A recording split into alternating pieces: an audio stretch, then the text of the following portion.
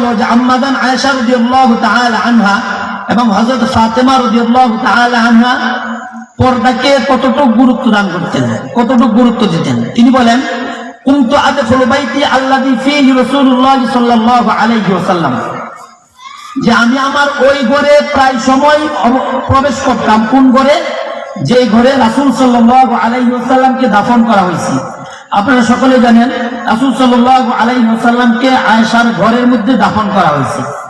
তারা আয়েশা বলেন, কুনতু আদখুলু ফি বাইতি রাসূলুল্লাহ সাল্লাল্লাহু আলাইহি ওয়াসাল্লাম, আমি ওই ঘরে প্রায় সময় প্রবেশ করতাম এবং আমি ভাবতাম, ও আকুলু, আমি ভাবতাম যে ইন্নামা হুয়া যাওজি ওয়া আবি।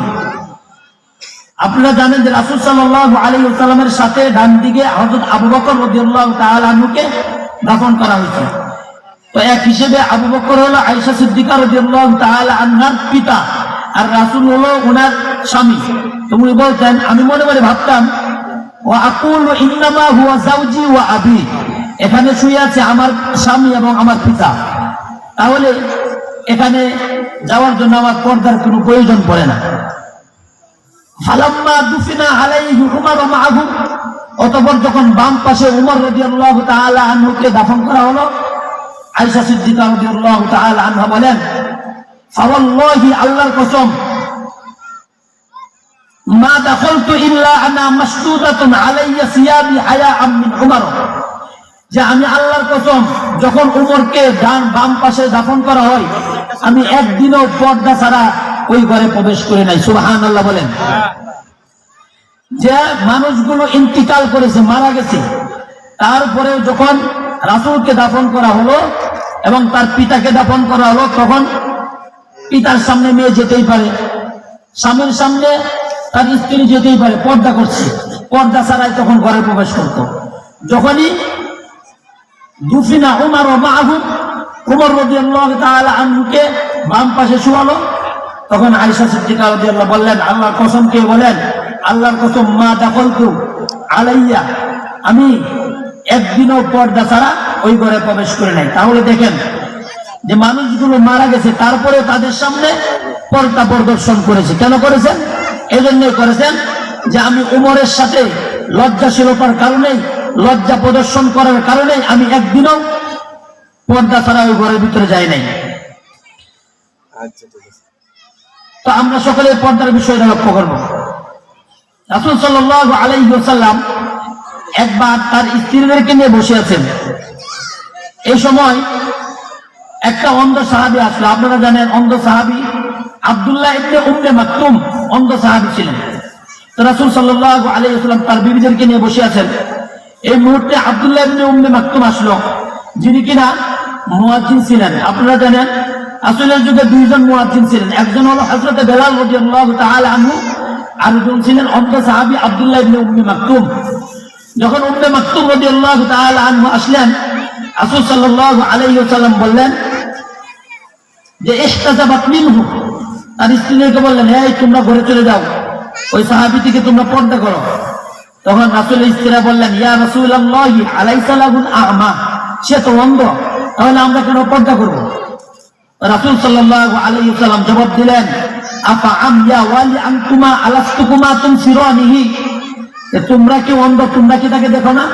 কি বলছে? যে তোমরা কি অন্ধ, তোমরা কি তাকে দেখো না? এখানে বোঝা গেল একজন নারীর ক্ষেত্রে যেরকম পর্দা করা ফরজ, ঠিক তেমনি ভাবে একজন পুরুষের ক্ষেত্রে পর্দা করা ফরজ। যে ওই পুরুষটা অন্ধ, ওই পুরুষটা আমাদেরকে দেখে না, কিন্তু তোমরা তো অন্ধ না, তুমসিরানিহি, তোমরা কি তাকে দেখতে পাচ্ছ না? এরকম ভাবে রাসূল সাল্লাল্লাহু আলাইহি ওয়াসাল্লাম বললেন। তাহলে এটা থেকে বোঝা যায় যে পর্দার কতটুকু গুরুত্ব দিয়েছেন রাসূল সাল্লাল্লাহু আলাইহি ওয়াসাল্লাম। আল্লাহ রাসূল সাল্লাল্লাহু আলাইহি ওয়াসাল্লাম যখন ইন্তিকাল করেন, যারা আলেম তারা অবশ্যই জানেন, যখন রাসূল সাল্লাল্লাহু আলাইহি ওয়াসাল্লাম কত তুওফিয়া আলা ফিরাশি, আয়েশার রানের উপরে, বিছানার উপরে, রানের উপরে ইন্তিকাল করেন, কিন্তু আবু বকর রাদিয়াল্লাহু তাআলা আনহু কিন্তু আশেপাশে ছিলেন না। এটা হয়তো সাধারণ মানুষ আমরা জানি না, কিন্তু আলেমরা জানেন। আপনারা জেনে রাখেন যে রাসূল সাল্লাল্লাহু আলাইহি ওয়াসাল্লাম যখন ইন্তিকাল করেন, তখন হযরত আবু বকর সিদ্দিক রাদিয়াল্লাহু তাআলা আনহু কিন্তু আশেপাশে ছিলেন না। তিনি সুদহ নামক এক জায়গার মধ্যে ছিলেন।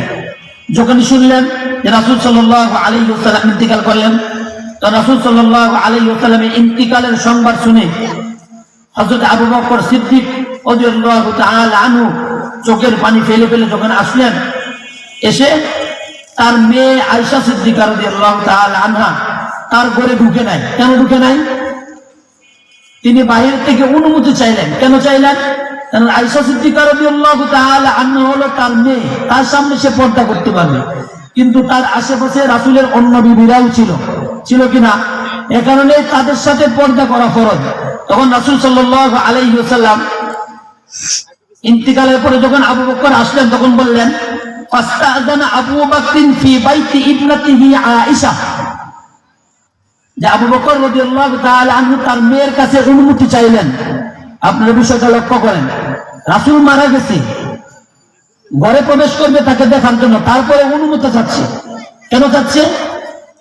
ফাস্তাযানা আবু বকর ফি ইবনাতিহি আয়েশা, তার মেয়ের কাছে তার বাপে প্রবেশ করবে, তাহলে অনুমতি কিসের?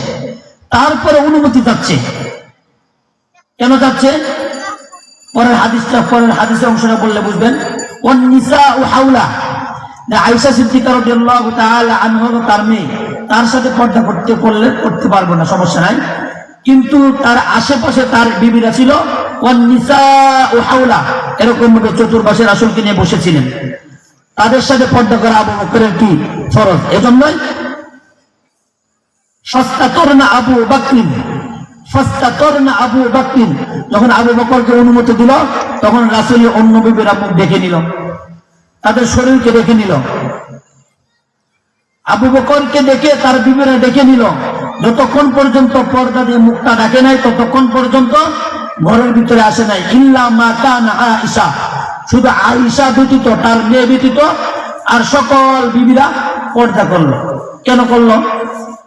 একজন মানুষ যখন মারা যায় তখন তো তার ভিতরে একটা আলাদা ছায়া থাকে, তখন পর্দা আছে কিনা এগুলা কেউ লক্ষ্য রাখে না, কিন্তু তারা কিন্তু অবশ্যই পর্দার বিধানটাকে লক্ষ্য করেছেন। কারণ আল্লাহ সুবহানাহু ওয়া তাআলা যে পর্দার বিধান দিয়েছেন, কাল কিয়ামতের ময়দানে যদি কেউ পর্দার বিধানকে সংরক্ষণ না করে, পর্দার বিধানকে রক্ষণাবেক্ষণ না করে, তাহলে নামাজ না পড়লে যেরকম ভাবে শাস্তি হবে, রোজা না রাখলে যেরকম শাস্তি হবে, ঠিক পর্দা না করার কারণেই তাকে শাস্তি দেওয়া হবে।